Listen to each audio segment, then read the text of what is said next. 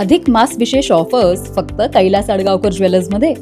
15 मे ते 15 जून दरम्यान चांदीच्या मजुरीवर 50% सूट आणि सोन्याच्या मजुरीवर 30% सूट. आजच भेट द्या.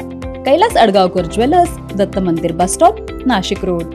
नाशिक जिल्ह्यातील रिंग रोड बाधित शेतकऱ्यांनी मंगळवारी सकाळी गवळाणे फाटा येथे महामार्गावर रास्ता रोको आंदोलन करत प्रशासनाविरोधात निषेध व्यक्त केला आहे. अन्यायकारक भूसंपादन, अपुरा मोबदला आणि शेतकऱ्यांच्या मागण्यांकडे दुर्लक्ष होत असल्याचा आरोप आंदोलनकर्त्यांनी केला आहे. प्रकल्पग्रस्त शेतकरी संघटनेचे अध्यक्ष साहेबराव दातीर आणि कैलास खंडबहाले यांच्या नेतृत्वाखाली हे आंदोलन पार पडले.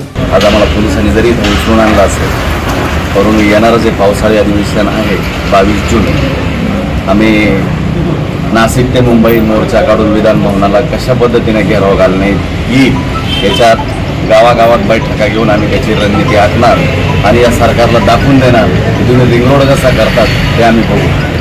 आणि टीव्ही प्लॅननुसार जर यांनी रोड केला तर आमचं काही एक म्हणणं नाही आणि हे चुकीचं नॅरेटिव्ह पसरवतात की शेतकरी विकासाला विरोध करतात. मुळात शेतकरी विकासाला विरोधात नाही. आजपर्यंत देशाला जे काही दिलं हे शेतकऱ्यांनीच दिलेलं आहे. आमचं म्हणणं एवढंच आहे की तुम्ही DPTP प्रमाणे प्लॅनप्रमाणे रोड करा, आमचा काही विरोध नाही. परंतु आता आम्ही आंदोलनाची धार अजून तीव्र करणार आहोत. पुढची दिशा आमचे नेते साहेबराव दातीर पुढे सांगतील. धन्यवाद. जय जवान जय किसान. शेतकरी विरोध करतोय तर या शेतकऱ्यांबरोबर सरकारने बसून मीटिंग घेतल्या पाहिजे. शेतकऱ्यांचं समाधान होईपर्यंत आणि शेतकऱ्यांच्या जमिनी घेत असताना सर्व शेतकऱ्यांना विश्वासात या सरकारने घेतलं पाहिजे.